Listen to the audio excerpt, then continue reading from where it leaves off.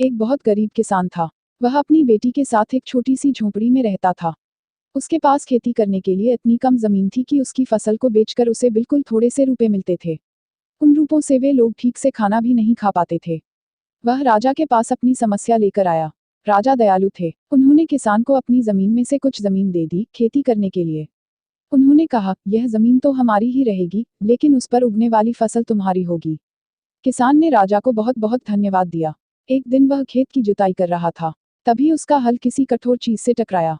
उसने वहां खोदकर देखा तो उसे सोने की एक ओखली मिली। किसान ईमानदार था। उसने अपनी बेटी से कहा, हमें यह ओखली राजा के खेत से मिली है। जिसकी जमीन है उसी की यह ओखली भी है, इसीलिए हमको इसे राजा को। किसान की बेटी बोली, नहीं पिताजी, आप ऐसा मत कीजिए।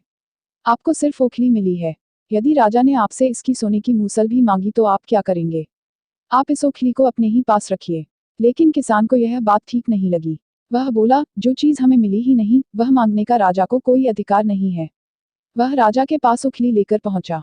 लेकिन दरबार में ठीक वैसा ही हुआ जैसा कि किसान की बेटी ने सोचा था। राजा ने सोचा कि किसान ने लालचविश मूसल अपने पास रख ली है। किसान बेचारा सोने की मूसल कहां से ला कर देता। नतीजा यह हुआ कि किसान को जेल में डाल दिया गया। जेल में न उसे ढंग से खाना मिलता था, न पानी। किसान को ऐसी गलती की सजा दी गई थी, जो उसने की ही नहीं थी। वह खाए पिए बिना निढाल हो गया। लेटे लेटे वह रोता रहता था और कहता था, बेटी की बात मानी होती। काश मैंने अपनी बेटी की बात मानी होती। एक दिन राजा ने उसे ऐसा कहते हुए सुन लिया। उन्होंने किसान से पूछा कि वह ऐसा क्यों कह रहा है। तब किसान ने राजा को पूरी बात बताई। राजा को अपनी गलती का एहसास हुआ। किसान को तुरंत छोड़ दिया गया। किसान की बेटी को राजा ने दरबार में बुलाया। उससे बातें करने के बाद राजा को पता चल गया कि वह कितनी बुद्धिमान है। किसान की बेटी को राज्य के खजाने का मंत्री बना दिया गया। उन्हें रहने के लिए घर और सभी सुख सुविधाएं दी गईं। किसान और उसकी बेटी सदा सुख से रहे।